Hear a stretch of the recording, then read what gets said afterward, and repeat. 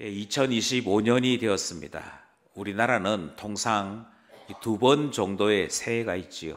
예전에는 신정, 구정 이렇게 있는데 신정이 불리든 구정이라고 불리든 설날로 불리든 그것은 상관이 없고, 우리는 통상 태양력, 우리 일반적인 달력을 기준으로 새해가 있고 음력을 기준으로 새해를 가지게 되는데, 이번 25년 1월 달은 이 설날이 다 1월에 포함되어 있어서 우리가 1월 달을 맞이함과 동시에 새 출발을 하는 의미를 새길 수 있게 되어 있습니다.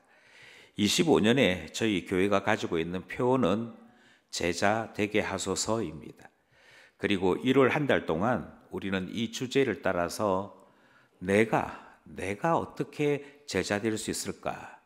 나로 제자 되게 하소서, 이 주제에 관한 말씀을 듣게 되었습니다. 첫째, 그러니까 1월 5일이 되지요. 1월 5일 우리가 함께 들었던 말씀은 제자 되는 일이 주님이 우리에게 주시는 지상명령이었다 하는 말씀 들었습니다. 제자에게 제자 삼으라 하셨습니다. 어떻게 제자로 훈련받았는지를 아는 자만이 주의 말씀의 모든 것을 지키게 함으로 제자 삼을 수 있다 하는 말씀 들은 것이고요. 따라서 제자 된다는 것은 배우는 자 되는 것, 겸손한 자 되는 것이라 하는 말씀을 첫째 주일에 들었습니다. 그러면서 제자도의 첫 번째 단어인 배움, 그 배움대로 순종, 이것을 우리가 함께 말씀을 통해 들었던 것이지요. 그 다음 주에 둘째 주에는 제자 마가를 통해서 제자 된다는 것은 결단이 필요한 것임을 보았습니다. 이것은 혼자 결단한다고 되는 것이 아니고 온 가족들이, 온 집안이 그 결단을 인정해 줘야 제자로서의 삶이 가능한 것을 보게 되었습니다. 그러면서 우리 자신들 또한 그냥 교인 예배 참여자가 아니라 제자 되어야 한다 하는 주님의 말씀을 듣게 된 것이지요. 제자는 결단하는 자이다. 주님을 따르기로, 주님 따라 살기로 결단한 자다 하는 말씀을 둘째 주에 들었습니다. 그리고 셋째 주에는 제자란 나 자신이나 내가 가지고 있는 능력을 의지하는 자가 아니다 하는 말씀을 들으므로 제자도의 세 번째 덕목인 내려놓음, 주님 앞에 자기 자신을 낮추고 스승 되신 주님을 바라보는 자 되어야 하는 것, 그것이 제자가 가져야 될 세 번째 덕목이다 하는 말씀까지 들은 것입니다. 그리고 오늘 네 번째 주일을 맞이하면서 우리는 조금 전 함께 교독한 고린도전서 본문을 통해 제자란 예배자인데, 어떤 예배자이냐면 말씀을 넘어서지 않는, 말씀을 넘어가지 않는 예배자 되는 것이다 하는 이 말씀을 함께 나누려고 하는 것입니다. 먼저 이 말씀을 이해하기 위해서는 고린도전서라는 성경을 잘 이해할 필요가 있습니다. 고린도전서라는 이 편지는 고린도 교회에 바울이 보낸 편지 내용입니다. 여러 번 편지를 보내었는데 그 편지 중에 앞에 편지, 그래서 고린도 교회에 보낸 첫 번째 편지, 그 전서라고 하는 것을 함께 나누는 것이지요. 이 말씀을 이해하기 위해서 우리가 정신 속에, 이 말씀을 듣는 우리의 생각 속에 본질과 표상을 함께 볼 수 있어야 한다는 말을 꼭 기억했으면 좋겠습니다. 이것이 되느냐 아니냐에 따라 고린도전서를 이해할 수 있느냐 없느냐가 결정되기 때문입니다. 이제 고린도 교회를 하나씩 살펴봅시다. 먼저 고린도 교회는 탁월한 목회자들에게서 많은 영향을 받은 교회입니다. 탁월한 목회자, 그 중에 누가 있는데요? 라고 물으면 고린도 교회를 세웠던 먼저 사도 바울이 있습니다. 그러니까 당연히 설립자였던 바울에게서부터 배웠겠지요. 바울이 어떤 사람입니까? 하나님 앞에 많은 것을 경험한, 하나님과 함께 많은 일들을 경험한 사람이 바울 아니겠습니까? 하나님으로부터 말씀에 대한 훈련을 받은 자요, 또 율법에 있어서는 가마리엘 제자로서 학문으로 탁월한 자라고 인정받은 사람이 바울이었습니다. 그런 사람에게서 고린도 교회는 배울 수 있었습니다. 근데 그 정도이냐면 그 다음 목회자가 아볼로인데요. 아볼로 또한 율법에 있어서 탁월했던 그가 말씀의 복음의 능력까지 더하여 하나님 말씀을 잘 배웠습니다. 아볼로가 바울보다 더 나은 것이 있었는데 아볼로는 언변이 좋았습니다. 그가 당시에 이 수사학에 대해서도 능통해서 사람이 이해하기 쉽게끔 잘 전달하는 일을 아볼로가 참 잘했습니다. 그뿐이 아니지요. 비록 부임한 적은 없고 방문한 적조차 없다는 것이 정설이긴 하나 그럼에도 불구하고 수제자로 불리는 베드로의 영향력이 고린도 교회에는 꽤 많이 나타났습니다. 그래서 어찌되는 거 아니 바울에게서 배운 사람도 있고 아볼로에게서 배운 사람도 있고 베드로에게서 배운 사람도 있었습니다. 이 모든 탁월한 목회자들이 영향을 끼친 교회가 어디냐? 그것이 바로 고린도 교회였습니다. 당대 최고의 설교자, 당대 최고의 목회자, 당대 최고의 권위자에게서 배우고 세워진 교회가 고린도 교회였더라 하는 사실을 기억하실 필요가 있습니다. 그런데 이렇게 탁월한 스승 밑에서 배웠음에도 불구하고 고린도 교회의 가장 심각한 문제는 분열이 있었습니다. 이 분열에 대해서 그들은 이렇게 이야기를 합니다. 바울 선생님에게서 내가 배웠는데 바울 선생님이 진짜 선생님이야. 내가 아볼로에게서 배웠는데 아볼로야말로 정말 진실된 사람이야. 내가 베드로에게서 배웠는데 베드로가 어떤 사람입니까? 예수님에게 직접 배운 12제자 중에 수제자 아닙니까? 바로 이것 때문에 하나님께서 고린도 교회에 복을 주셔서 탁월한 목회자들로부터 배우게 하셨으나 고린도 교회는 오히려 바로 그것 때문에 분열하고 말았더라 하는 것입니다. 그럼 누가 묻기를 고린도 교회가 악해서 그렇겠지요? 예, 맞습니다. 악해서 그런 것도 있습니다. 그런데 교회들을 가만히 살펴보면 교회들마다 이 문제는 쉬운 문제가 아니었습니다. 구약시대에 교회가 있었지요. 그 교회를 이스라엘이라고 부릅니다.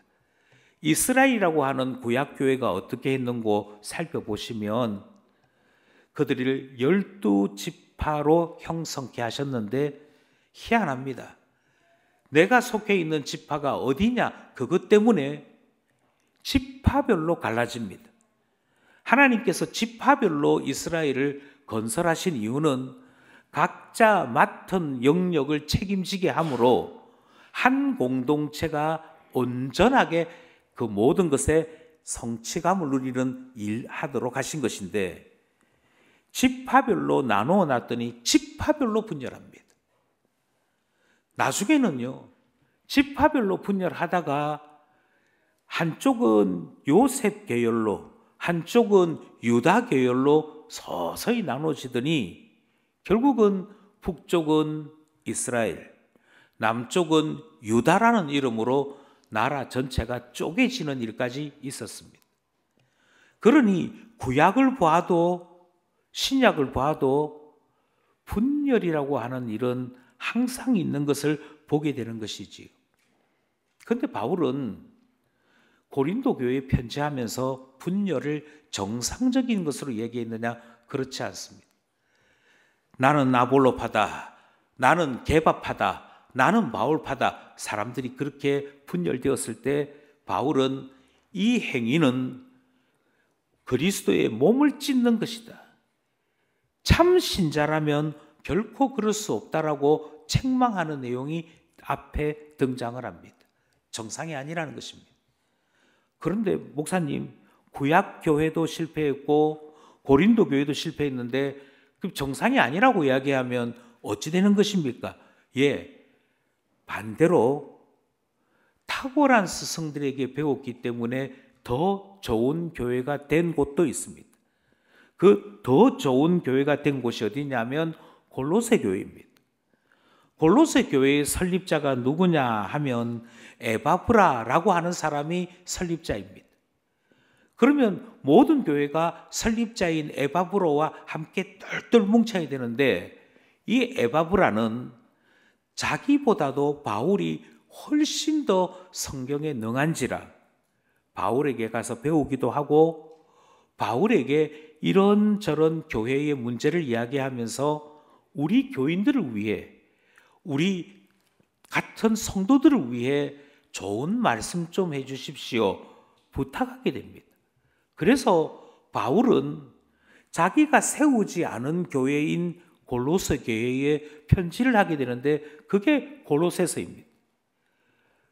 이 편지를 받아본 골로새 교회가 설립자인 에바브라의 말도 잘 듣고 바울의 편지도 잘 들으면서 나에게 주시는 하나님 말씀을 쏙쏙 받아들이는 일을 했습니다.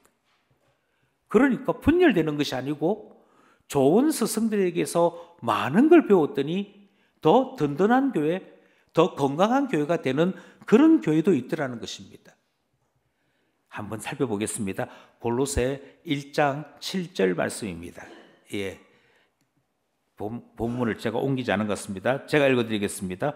골로새 1장 7절 이와 같이 우리와 함께 종된 사랑하는 에바브라에게 너희가 배웠나니 그는 너희를 위한 그리스도의 신실한 일꾼이요. 그래서 어떻게 되는 거 아니? 교회마다 가지고 있는 기도 제목이 있는데 하나씩 해결하게 됩니다. 하나씩 해결될 뿐만 아니라 그 속에서 신실한 일꾼들이 배출되는 놀라운 역사까지 나타나게 됩니다. 차이가 무엇이냐? 한쪽은 은혜를 제대로 받지 못했습니다. 은혜가 제대로 준비되어 있지 않은 교회에 아무리 탁월한 선생이 가르쳐도 분열할 뿐이지 하나님의 자녀로 온전히 자라나지 못하더라는 것입니다. 그런데 은혜가 있는 교회는 이 선생님에게서 잘 배우고 저 선생님에게서 잘 배워서 하나님이 원하시는 신자로 자라나는 일이 있더라 하는 것이지요. 그러니 고린도 교회는 많은 선생들이 선한 영향력을 끼쳤음에도 은혜가 준비되지 않았다 하는 사실을 발견하게 되는 것입니다. 이것을 바울은 뭐라고 이해하는 거 아니? 고린도 교회가 아직도 예배를 모른다. 아직도 예배자가 되지 못했다. 이렇게 평가하는 것입니다. 여러분, 예배가 무엇일까요? 예배가 무엇인가 하는 것에 대해서 우리는 좀 자세히 이해할 필요가 있습니다. 예배라고 하는 것은 교회마다 순서를 달리 할 수는 있습니다. 예컨대 어떤 교회는 묵상 기도로 시작하는 교회도 있을 수 있습니다. 어떤 교회는 주기도문, 사도신경 다 들어가 있는 교회가 있을 수도 있습니다. 보통 대한민국, 우리 한국의 교회들이 가지고 있는 예배 순서를 묵찬, 기찬, 설 이렇게 요약하는 경우도 있지요. 묵상기도 하나, 찬송 하나, 대표기도 하나, 찬송 하나, 그리고 설교한다. 이래서 묵찬, 기찬, 설 뭐 이렇게 하는 그런 순서까지 있습니다만 통일되어 있지는 않습니다. 왜 통일되어 있지 않느냐? 그것은 그 교회 형편에 따라 얼마든지 그냥 편리하게 순서를 정할 수 있다는 것입니다. 그것은 바뀌지 않는데 그것은 바꿀 수 있는데 무엇은 바뀌지 않는 거 아니? 예배가 가지는 흐름은 바뀌지 않습니다. 예배가 무엇이냐라고 이야기하면 예배는 앞부분의 순서가 하나님께로 나아가는데 모든 순서가 집중되어 있습니다. 하나님이 우리를 부르십니다. 하나님의 부름을 듣겠습니다. 하나님의 부르심, 그 부르심을 따라서 하나님 앞에 나아가는 순서들이 앞부분의 내용입니다. 참회기도 왜 합니까? 하나님께 나아가기 위해서입니다. 이게 앞부분이에요. 그래서 예배의 앞부분의 순서는 하나님 앞으로 나아가는 것이 됩니다. 그러고 나면 어찌 되느냐? 하나님께 나아갔는데 하나님께 나아가고 보았더니 하나님께서 우리에게 말씀하시는 것이지요. 하나님의 말씀을 듣는 것이 두 번째입니다. 그리고 하나님 말씀에서 우리는 은혜를 체험합니다. 하나님의 말씀 속에서 우리를 향하신 하나님의 음성을 듣는 것이지요. 이게 두 번째입니다. 두 번째가 끝나고 나면 뭐 하느냐? 두 번째가 끝나고 나면 이 말씀을 받은 자들이 이제는 세상에서 어떻게 살 것인가 그것 생각하면서 세상으로 파송되는 일을 합니다. 이것이 예배 순서의 흐름입니다. 세상에 있던 우리가 하나님의 부름을 따라 하나님께로 와서 하나님의 음성을 듣고 다시 세상으로 나가는 것, 그게 예배가 가지고 있는 흐름이죠. 그러면 가장 중요한 순서가 뭐겠습니까? 가장 중요한 순서는 결국 말씀 듣는 것입니다. 하나님 말씀 듣기 위해 예배하는 것이지요. 하나님 말씀 듣기 위해 참회하고 하나님 말씀 듣기 위해 찬송하고 하나님 말씀 듣기 위해 기도하면서 하나님 우리에게 말씀하여 주시옵소서. 그래서 말씀 듣고 이 말씀을 따라 주님 다음 한 주간 이 말씀을 따라 이렇게 살겠습니다. 하나님 말씀대로 이렇게 하여 하나님께 영광을 돌려드리겠습니다. 우리를 보내주소서. 이게 예배가 가지고 있는 흐름이요, 예배가 가지고 있는 중요한 가치입니다. 그런데 이게 되어 있지 않으면 어떻게 되는 거 아니? 예배는 드렸다고 하는데 예배자이진 않습니다. 예배 드렸다고 하는데 하나님의 음성을 듣지는 않습니다. 이것이 심각해지는 것이죠. 예배의 핵심은 말씀을 듣는 것인데 말씀을 듣지 않습니다. 왜일까요? 왜 그런 거 하니? 예배에 말씀이 있음을 인정하지 않는 것입니다. 이것이 지금 고린도 교회가 가지고 있는 심각한 문제인 것이지요. 예배는 드립니다만 하나님 말씀을 기대하지 않음. 예배는 드립니다만 이 말씀이 우리 공동체 전체에게 주시는 말씀임을 고백하지 않음이 존재하는 것입니다. 아니 목사님, 그게 어떻게 가능합니까? 우리가 예배를 위해서 얼마나 많이 헌신하는데요. 모든 사람들이 예배를 위해 얼마나 많이 수고하는데요. 그런데 그렇지 않습니다. 예배를 위해 수고하는 거 맞습니다만 예배를 위해 수고하는 가장 결정적인 목적, 하나님 말씀 듣기 위해서 이게 되어 있지 않으면 예배를 위해 구성된 작은 순서 하나하나에 그만 걸려 넘어지고 말씀은 잃어버리기 시작합니다. 예를 들자면 이런 것이지요. 우리는 예배를 좀 더 잘 드리기 위해서 주보를 만듭니다. 그 주보를 만들고 그 주보를 안내하는 사람들이 나눠주게 됩니다. 그런데 이상하지요. 예배를 조금 더 잘 드리기 위해서 만든 주보인데 그리고 그것을 통해서 다른 사람들이 예배 안으로 우리 좀 더 들어갑시다. 하나님 만나러 좀 더 가까이 갑시다. 해서 안내위원들이 주보 나눠주는 것인데 은혜가 우리 가운데 사라지잖아요. 그러면 우리 마음속에서 이런 생각이 듭니다. 나는 저 사람보다 나이도 많고 나는 여기에 찬바람, 더운 바람 맞아가면서 이렇게 수고하고 겸손하게 머리 숙여 주보 주는데 아니 저 젊다 못해 어린 저 녀석은 한 손으로 주보 틱 받아가면서 나는 인사하는데 지는 그냥 지나가. 이 마음이 우리 마음에 차잖아요. 이런저런 사람에 대한 것이 눈에 보이기 시작하잖아요. 예배 잘 드리기 위해서 안내한 것인데 바로 그것 때문에 예배 안으로 들어가지질 않습니다. 저거 두고 보자. 주방 봉사 마찬가지입니다. 아, 맛이 있네, 맛이 없네 하는 사람 대하게 되면 그래, 네가 봉사할 때 한번 보자. 한 주간 세상에서 지칠 대로 지쳐서 이곳에 회복하기 위해 왔고 위로받기 위해 온 우리들인데, 이곳에 와서도 사람에 넘어지고 일에 넘어지고 마음속에 일어나는 여러 가지 생각 때문에 넘어지기 시작합니다. 그럼 어떻게 되느냐? 최종적인 가장 큰 위험은 말씀 안으로 들어오질 않습니다. 말씀에 들어오지도 못한 채 넘어지기 시작하는 것이지. 고린도 교회가 딱 그러했습니다. 그래서 바울이 뭐라고 얘기하느냐면, 여러분들은 예배에 성공하지 못했습니다. 예배자이지 못했습니다. 예배가 가지고 있는 가치가 무엇인지를 모르고 신앙생활하고 있습니다. 많이 질문했겠지요. 왜 우리가 예배를 모릅니까? 예배를 모른다고 말한 바울의 첫 번째 이유는 여기에 있습니다.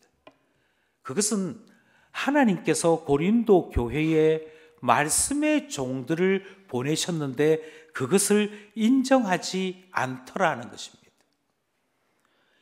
우리가 읽었던 본문 1절이 이렇게 얘기하죠. 바울이 사람이 마땅히 우리를 그리스도의 일꾼이요 하나님의 비밀을 맡은 자로 여길지어다. 이게 1절 말씀입니다. 왜 바울이 난데없이 이 말씀을 하느냐? 이 말씀을 하는 이유는 저는 하나님 말씀 믿습니다. 하나님 사랑해요. 이렇게는 하면서도 하나님께서 매주 말씀을 맡은 자를 통하여 하나님 말씀이 선포되는 것은 받아들이지 않더라는 것입니다. 이게 얼마나 웃기는 얘기입니까? 나는 하나님을 사랑합니다. 하나님을 너무너무 사랑합니다. 그런데 같은 공동체 안에 있는 형제를 사랑하지는 않습니다. 이 말하고 같은 말입니다. 하나는 본질이고 하나는 표상입니다. 하나님께서는 우리에게 말씀하시는 분이십니다. 하나님이 말씀이십니다. 그 하나님의 말씀이 종이에 기록된 것을 성경이라 그러고, 그 하나님의 말씀이 매주 공동체에 선포되는 것을 설교라고 그럽니다. 그 하나님의 말씀을 맡은 자들이 있는데, 하나님의 말씀을 맡은 자들이 하나님의 뜻이 이것입니다, 하나님의 말씀은 이것입니다를 맡은 자들이 신실하게 전하는 일을 해야 되는 것이지요. 그게 예배였습니다. 그 예배에 하나님 음성 듣기 위해, 하나님 말씀 듣기 위해 예배 순서가 정해진 것이고 예배를 드리게 되는 것이지요. 그런데 마음속에 설교하는 자를 향하여 하나님의 말씀을 맡은 자로 인정하지 않는 일이 벌어질 때 어떻게 그게 예배 드릴 수 있겠습니까? 어떻게 그 예배에서 들은 설교를 하나님이 이번 주에도 나에게 말씀하여 주시더라고 고백하게 되겠습니까? 아니야, 역시 설교를 들어봐도 우리 목사님 설교는 문제가 많아. 내가 좋아하는 베드로 선생님 설교가 역시 최고야. 이 말이 굉장히 설득력이 있을 것 같은데 바울은 뭐라고 얘기하느냐 하면 바로 그 말 때문에 당신은 예배자의 자리에서 지금 떨어져 가고 있습니다. 예배가 드려지는 것이 아니라 나를 향하여 하나님이 말씀하셔도 귀를 막고 나는 말씀을 맡은 사람을 저 사람이라고 생각해. 지금 이 사람이 하는 얘기는 듣고 싶지 않아. 이렇게 되어버리고 말더라는 것이지. 고린도 교회는 이것을 고상하게 이렇게 표현했습니다. 나는 바울파다, 나는 아볼로파다, 나는 게바파다. 아니요. 하나님께서 말씀하시는 하나님이심을 안다면, 그게 본질이라면 그 하나님의 본질이 현상적으로 나타나는 것, 구체적으로 나타나는 것은 하나님이 말씀 맡은 자들을 세우시고 그들을 통해 말씀하시는 것입니다. 이것이 고백되어져야 합니다. 이게 되어 있지 않으면 우리는 결과적으로 예배 드리지 않는 것입니다. 두 번째로 오늘 본문이 우리에게 이야기하는 것이 있습니다. 그것이 무엇인가 하니 바울이나 아볼로나 말씀을 맡아서 수고하는데 여기에는 하나님의 뜻이 있더라 하는 것이죠. 이 사실에 대해서 고린도전서 3장 6절 9절에서 바울이 이렇게 설명합니다. 먼저 6절 말씀 보겠습니다. 6절 말씀 함께 합독합시다. 시작. 나는 심었고 아볼로는 물 주었으되 오직 하나님께서 자라나게 하셨나니. 하나님께서 바울을 목회자로 세우시고 다음에 아볼로를 목회자로 세우신 뜻이 있다고 얘기합니다. 나는 이 중에서 누가 좋아 이렇게 되는 문제가 아니고 하나님께서 왜 이 시대에는 바울을 우리에게 주셨지? 그리고 바울이 다른 지역으로 옮기고 난 다음에는 왜 아볼로를 통해 하나님 말씀 듣게 하셨지? 그걸 생각하라는 것입니다. 왜냐하면 말씀 전하는 자를 세우시는 분이 하나님이신데 때를 따라 이 사람을 세우시고 이 사람을 세우시고 하실 때에는 하나님의 뜻이 있고 계획이 있기 때문이라는 것이지. 그러면서 바울이 이야기합니다. 내가 하나님께서 나를 고린도 교회에 보내신 뜻은 씨를 뿌리라고 보내신 것이다. 교회 세우라고 보내신 것이다. 그래서 씨를 뿌리는 일은 내가 맡았다. 그리고 난 다음에 하나님은 나를 다른 곳으로 옮기시더라. 그 다음에 아볼로가 왔는데 아볼로는 무슨 일 맡았는가 하니 아볼로는 물 주는 일 맡았더라. 그래서 씨가 그 물을 만나면서 싹을 틔우고 점점 자라나는 일을 하게 되는데 이때는 하나님이 아볼로 쓰시더라. 그렇게 얘기하는 것이지. 이 말이 말하는 바가 무엇입니까? 이 이야기의 본질은 아볼로가 무슨 일을 하든 바울이 무슨 일을 하든 최종적으로는 그 밭에 심겨져 있는 씨가 잘 자라나서 하나님이 원하시는 적당한 성장을 이루는 데까지 사용하시고자 씨 뿌리는 자도 물 주는 이도 다 사용하시더라는 것입니다. 누구를 사용하시든지 누구를 불러서 어떻게 사용하시든지 목적이 무엇인고 하니 내가 하나님의 말씀의 양식을 먹으면서 자라나도록 하기 위해 하셨다 하는 것이지요. 이것이 하나님의 뜻이다라고 얘기합니다. 하나님께서 우리에게 예배를 허락하시는 이유라고 이야기합니다. 9절에 이 말씀이 이어지고 있습니다. 9절 말씀 시작. 우리는 하나님의 동역자들이요 너희는 하나님의 밭이요 하나님의 집이니라. 그러니까 주인공은 누가 주인공이냐면 바울도 주인공 아니고 아볼로도 주인공 아니고 주인공은 하나님이 밭을 사랑하셔서 그 밭에 심겨져 있는 씨들을 사용하셔서 하나님께서 어떻게 하면 얘를 잘 기르내릴 수 있을까? 어떻게 하면 좀 더 잘 자라게 할 수 있을까? 하는 이것이 포커스라고 하는 것이지. 성도들이 양육되는 거, 성도들이 자라는 거, 성도들이 온전함을 입는 것 이거 하시고자 하나님은 하나님의 종들을 훈련시키시고 하나님의 종들을 하나님의 양들에게 보내어 일하게 하시는 것입니다. 그러니 모든 예배, 모든 설교, 모든 성경 공부, 모든 사역, 모든 봉사의 최종적인 목적은 하나입니다. 하나님의 자녀가 하늘 양식을 먹고 하나님의 온전한 자녀로서 장성한 분량까지 자라나는 일, 그거 하는 것이죠. 그게 예배입니다. 그것 하기 위해 설교자를 세우신 것입니다. 그래서 바울은 우리는 하나님 동역자이지 하나님 이름으로 싸워야 되는 격투사가 아닙니다 하는 얘기를 하고 있는 것입니다.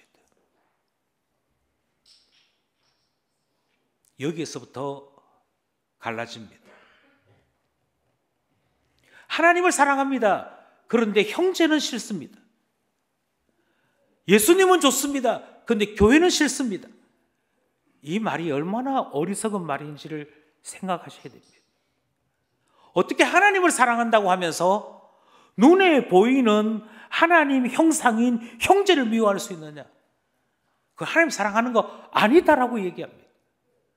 하나님 사랑하는 게 아니고 하나님을 사랑한다고 스스로 속는 것입니다. 나는 하나님 말씀을 믿습니다. 하나님이 나에게 말씀하시는 분인 것을 확신합니다. 그런데 우리 목사님은 설교가 마음에 들지 않습니다. 이게 얼마나 말이 안 되는 이야기인지를 이해하셔야 됩니다. 하나는 본질이고 하나는 표상입니다. 본질만 있다는 것은 착각입니다. 본질과 표상은 짝을 이룹니다. 그리고 내가 정말 본질 가운데 있는지를 구분하기 위해서는 나에게서 나타나는 표상을 점검해야 하는 것이지. 이 관점에서 볼 때 고린도 교회는 완전히 본질을 추구한다고 말하면서도 하나도 본질에 속한 모습이 보이지 않는 교회였더라는 것입니다. 고린도 교회가요, 설교자들을 높였습니다. 바울 선생님 최고야, 아볼로 선생님 최고야, 베드로 선생님 최고야, 이렇게 설교자를 높였던 이유는 그 설교자들을 높임과 동시에 그들을 발견하고 그들을 인정하고 그들에 대하여 후한 점수를 준 자기 자신마저도 높이려고 했기 때문입니다. 이것이 가지고 있는 최고의 나쁜 점은 한 가지입니다. 자꾸 사람만 주목하게 만듭니다. 자꾸 사람만 주목하게 만들어요. 사람 주목하게 만들고는 그들의 입에서 나온 하나님의 말씀은 전혀 기억하지 않습니다. 그럼 목적이 무엇입니까? 사람 높이면서 하나님만 가리고 하나님의 말씀을 가리는 것이 어떻게 건강한 신자의 모습이 될 수 있겠습니까? 어떤 사람들은 바울의 설교를 듣고 난 다음에 비판했습니다. 저 사람은 말이 어눌해. 저 사람은 자기가 말하는 하나님을 이야기하는데 나는 동의할 수 없어. 판단했더라는 것이죠. 높이기도 하고 비판하기도 하고, 그런데 그 모든 것이 가지고 있는 최종 목적은 예배를 망치는 데 있습니다. 하나님 말씀을 듣지 못하게 하는 데 있습니다. 그래서 하나님 말씀을 맡은 자로 여길지어다라고 이야기했던 바울이 3절에서는 뭐라고 얘기하는가 하니까, 나도 나를 판단하지 않습니다. 오직 판단하실 분은 딱 한 분입니다. 하나님뿐입니다. 하나님만이 판단하실 수 있습니다. 그 이야기하는 것이죠. 하나님만이 판단하실 수 있다는 이 말 속에는 하나님이 하나님의 종들을 알아서 사용하실 것입니다. 하나님께서 하나님의 종들을 통하여 그 양을 먹이시는데 하나님이 알아서 하십니다. 자격이 없으면 내쫓으실 것입니다. 그건 누가 하느냐? 하나님이 하십니다. 하나님께서 신실하다고 여겨서 말씀의 종으로 쓰시고자 하면 그대로 내버려 두실 것입니다. 그러니 판단은 하나님이 하시는데 왜 사람들이 자꾸 판단하려고 합니까? 나도 나 자신을 판단하지 않습니다. 이야기하는 거예요. 그 3절 내용입니다. 3절 함께 합독합시다. 시작. 너희에게나 다른 사람에게나 판단받는 것이 내게는 매우 작은 일이라. 나도 나를 판단하지 아니하노니. 다른 사람들이 나보고 뭐라고 얘기합니다. 뭐가 마음에 안 든다고 얘기합니다. 그런데 바울은 그거 다 아무것도 아닙니다. 사람들 이야기 아무것도 아닙니다. 거기에 흔들흔들거려서 어떤 때는 기분 좋아하고 어떤 때는 기분 나빠하고, 그것 때문에 예배가 되니 안 되니, 설교가 들리니 안 들리니 한다면 여러분들은 지금 사탄에게 걸려 시험 받고 있는 것이지 그거 제대로 된 거 아닙니다. 나도 목회자로 살면서 수없는 이야기 듣습니다. 그런데 나는 이렇게 생각합니다. 사람들이 나에게 대하여 어떤 판단을 하든지 그거 가소로운 일이다. 그거 아무것도 아닌 일이다. 우리 성경 번역은 이거를 이렇게 표현했지요. 매우 작은 일이다. 대신 한 가지를 무겁게 여깁니다. 하나님의 판단이 중요하다.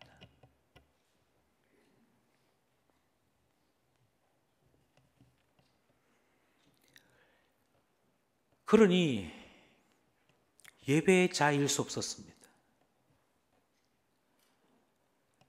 하나님께서 나한테 말씀을 전하려고 저 목회자 되기까지, 목회자가 되고 난 다음에 이렇게 저렇게 훈련시키고 연습시키고 그렇게 해서 오늘 나에게 말씀을 전하는 도구 되게 하셨구나. 이것 이해하면 저를 통하여 나에게 하시는 하나님의 말씀이 뭘까? 이것만 주목하면 되는 것인데 그게 안 되더라는 거예요.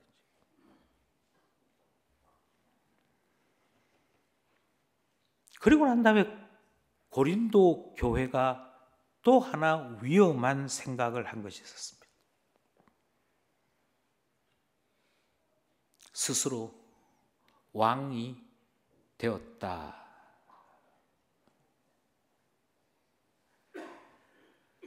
나는요, 배울 필요 없어요. 제가 성경을 얼마나 잘 아는데요. 스스로 깨우쳤대요.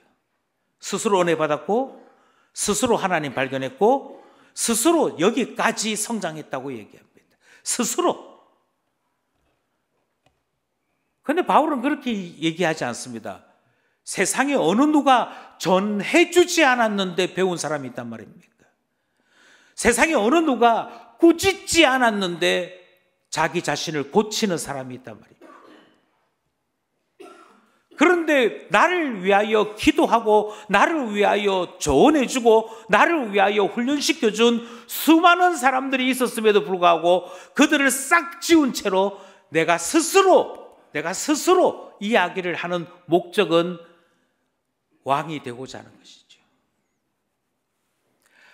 왕이신 하나님을 부인하고 내 생각대로, 내 고집대로, 내가 원하는 대로 살겠다 하는 이 무시무시한 죄의 모습을 드러내고 말더라는 것입니다. 그것이 8절이지요. 8절 말씀 함께 합독합니다. 시작. 너희가 이미 배부르며 이미 풍성하며 우리 없이도 왕이 되었도다. 우리가 너희와 함께 왕 노릇하기 위하여 참으로 너희가 왕이 되기를 원하노라. 가짜 왕 말고 진짜 왕 됐으면 좋겠다. 너희들이 진짜 하나님의 종이 되고 하나님의 도구 되고 하나님 앞에 쓰임받는 자, 우리와 같이 그런 사람 됐으면 좋겠다.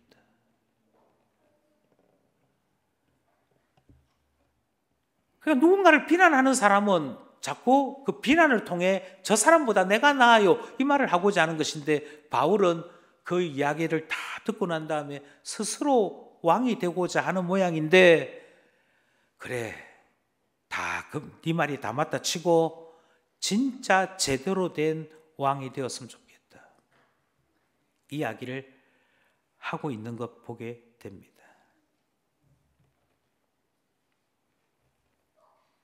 그러니까 교회는 오래 다녔어요.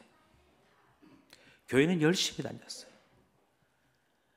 그런데 하나님이 오늘 이 목회자를 통하여 내게 이 말씀을 주시는구나.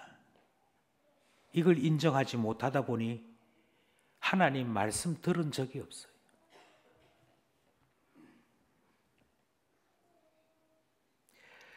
설교자를 평가하는 것, 자기 마음에 드는 설교자를 높이는 것, 그것이 가지고 있는 위험성이 무엇인가에 대해 이야기합니다. 바울은 반대로 얘기합니다. 여러분, 설교자는 있다가 사라집니다. 전에도 말씀드렸지만 제가 계속 하고 싶어도 13년 남았습니다. 13년 지나면 저는 은퇴하게 되고 13년 뒤에는 또 다른 목회자가 와서 설교하게 될 것입니다. 그분이 말씀 맡은 자로 봉사하게 됩니다. 그러니 설교자에게 주목하는 것은 어리석은 일입니다.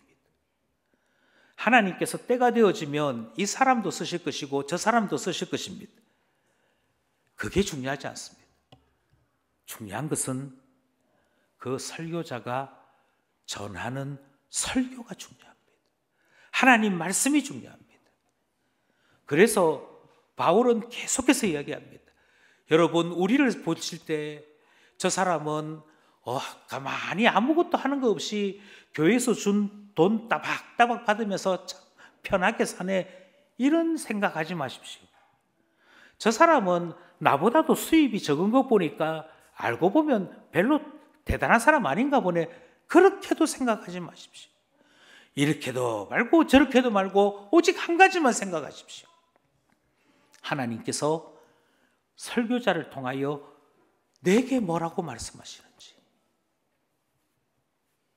말씀이 더 중요하다고요. 1절 말씀 다시 한 번 더 합독하기 원합니다. 시작. 사람이 마땅히 우리를 그리스도의 일꾼이요 하나님의 비밀을 맡은 자로 여길지어다. 자, 그러니 이제부터 냉정하게 평가하셔야 됩니다. 고린도 교회는 많은 목회자들이 있었고 많은 선한 가르침이 있었고 예배자라고 스스로 떠드는 많은 사람들이 있었습니다. 심지어 목회자들을 줄줄 깨면서 이 목회자는 이게 장점이야, 이게 단점이야를 이야기하는 그 정도의 탁월한 탐색가들도 있었습니다. 그러나 우리가 읽었던 고린도 전서에서 하나님이 하시는 말씀의 결론은 그들 중에 예배자는 없더라. 그들 중에 하나님 말씀을 듣는 사람들은 없더라. 오히려 그들이 다른 설교자들을 평가함으로 말미암아 자기 자신은 말씀을 받지 못하는 자 되고 말았더라 하는 내용까지 보게 되는 것 아니겠습니까? 고린도 교회는 그랬다는 것입니다. 그러면 질문은 이것이지 않겠습니까?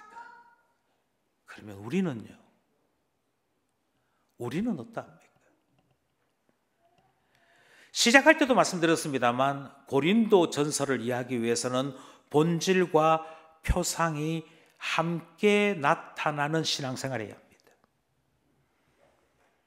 우리는 오늘 본문 말씀을 보면서 하나님 말씀을 너무도 좋아한다고 떠드는 고린도 교회가 그래서 세계적인 설교자들을 찾아다니면서 어느 설교자가 더 낫다 경쟁도 하고 평가도 하는 이 교회가 사실은 말씀 듣지 못하고 있는 것임을 보았던 것이지요.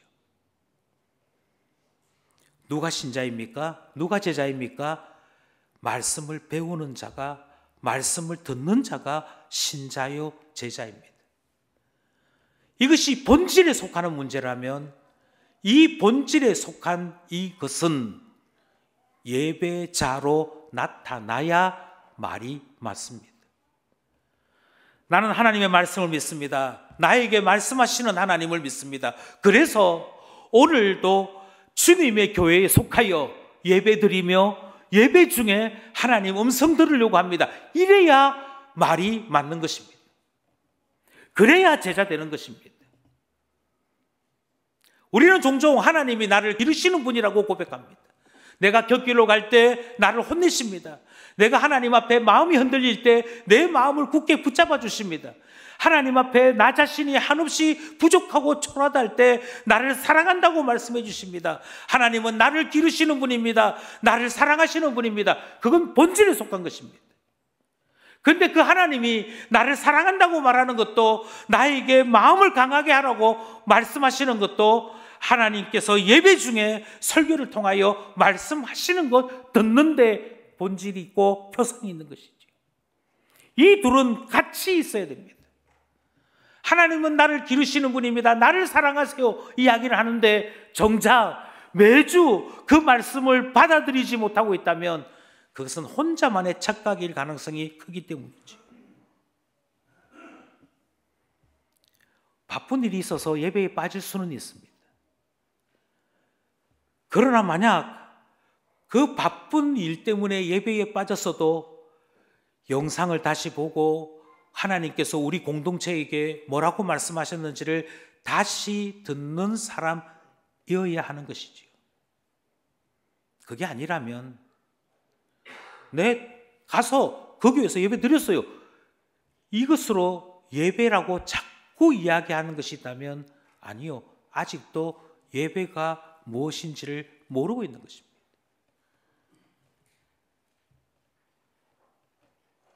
마지막으로 우리는 지난주에 들었던 엘리야 선지자를 생각하려고 합니다. 엘리야 선지자는 대단한 역사가 나타나야 거기 하나님 계신 줄 알았습니다. 아니요.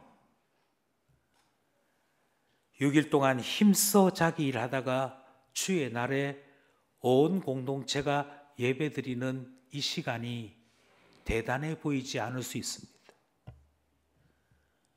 여기에 무슨 하나님의 놀라운 음성이 있는지 질문할 수도 있습니다.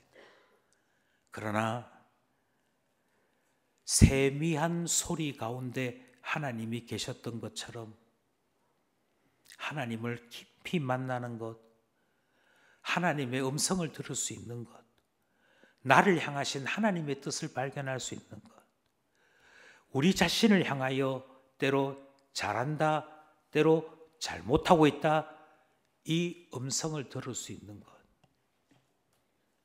크진 않지만 세미한 하나님의 음성을 들을 수 있는 곳은 내가 속해 있는 공동체 예배뿐입니다.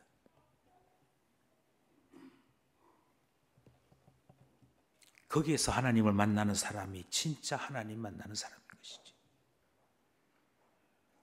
그러니 어떤 제자 되어야겠습니까? 하나님의 말씀을 들으면서 선포되어지는 말씀을 지키면서 하나님과 함께하는 사람 될 때 제자 되는 것이고 참 예배자 되는 거 아니겠습니까? 하나님의 말씀이 선포되었음에도 내가 저 사람보다 내가 이것보다 나는 나 스스로 하나님을 고백해, 이런저런 생각으로 말씀을 넘어서는 사람이 있다면 제자 아닙니다. 신자 아닙니다. 예배자는 더더군다나 아닌 것이지요. 고린도 교회를 향하여 바울은 이렇게 얘기합니다. 제자는 말씀을 넘어서지 않는 예배자 되는 것입니다. 6절 말씀입니다. 합독합시다. 시작. 형제들아, 내가 너희를 위하여 이 일에 나와 아볼로를 들어서 본을 보였으니 이는 너희로 하여금 기록된 말씀 밖으로 넘어가지 말라 한 것을 우리에게서 배워 서로 대적하여 교만한 마음을 가지지 말게 하려 함이라. 이 말씀을 들으신 여러분, 예배자 됩시다. 예배 드리는 제자 됩시다. 매주 예배 가운데 말씀을 들을 줄 아는 사람이 됩시다. 그리하여 하나님이 기뻐하시는 제자의 삶을 살아가는 우리 모두 될 수 있기를 간절히 소원합니다.